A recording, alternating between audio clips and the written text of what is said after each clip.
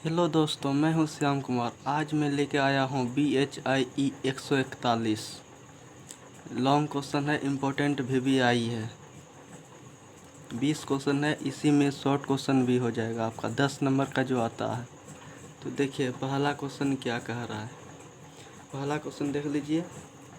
First यानी प्रथम अफीम युद्ध 1840 से 42 के कारणों और परिणामों की व्याख्या कीजिए। ठीक है, ये भी आई इम्पोर्टेंट क्वेश्चन है। देखिए जिसमें टिक लगा है वो पूरा इम्पोर्टेंट क्वेश्चन है। ओके, चलिए। टाइपिंग विद्रोह के कारणों,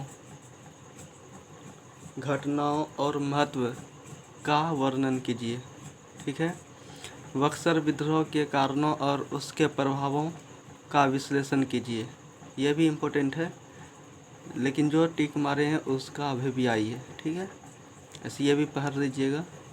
ऐसे ये भी इम्पोर्टेंट ही लग रहा है, क्या पता कौन एग्ज़ाम में आ जाए। चलिए, चौथा है बक्सर विद्रोह के कारण और उनके प्रभावों का विश्लेषण कीजिए। ये 3 नंबर का क्वेश्चन है। चौथा है 1911 की चीनी क्रांति के कारणों और परिणामों की चर्चा कीजिए। पाँचवा, सन यात सेन के राजनीतिक विचारों तथा चीन के राष्ट्र निर्माण में उनके योगदान का मूल्यांकन कीजिए। जिसमें टिक मारे हैं वो पूरा VVI है, एग्ज़ाम में आ भी सकता है 100%। चलिए आगे चलते हैं। छठा है चीनी कम्युनिस्ट पार्टी CCP के उदय और विकास की व्याख्या कीजिए। सातवां, लॉन्ग मार्च 1934 से 1935 का चीनी इतिहास में क्या महत्व है। ओके, यह भी VVI है। माओ त्से तुंग माओ जेडोंग के नेतृत्व में 1949 की चीनी क्रांति की प्रमुख विशेषताओं का वर्णन कीजिए। ठीक है, नंबर देख लीजिए।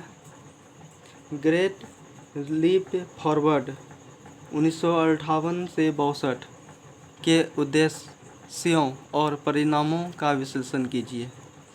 10वां है संस्कृति का क्रांति 1966 से 76 के कारणों, घटनाओं और प्रभावों की चर्चा कीजिए। चलिए आगे चलते हैं। 11वां क्वेश्चन है नानकिंग की संधि का चीन पर क्या प्रभाव पड़ा। ऐसे 10 नंबर में क्वेश्चन पूछ सकता है, नानकिंग की संधि के बारे में बताएं। नानकिंग की संधि, और 20 नंबर में ये पूरा क्वेश्चन है।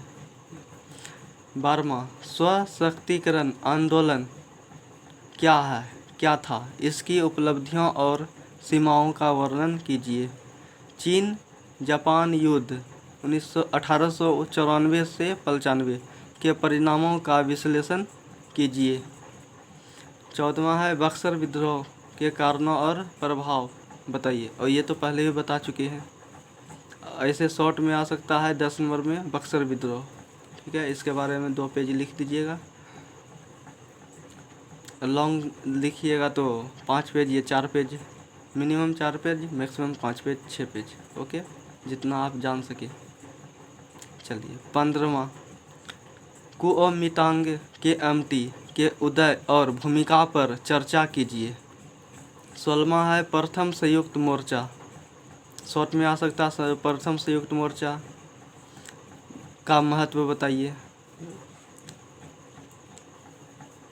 17वां है चीन पर जापानी आक्रमण 1937 से 45 के प्रभावों की चर्चा कीजिए।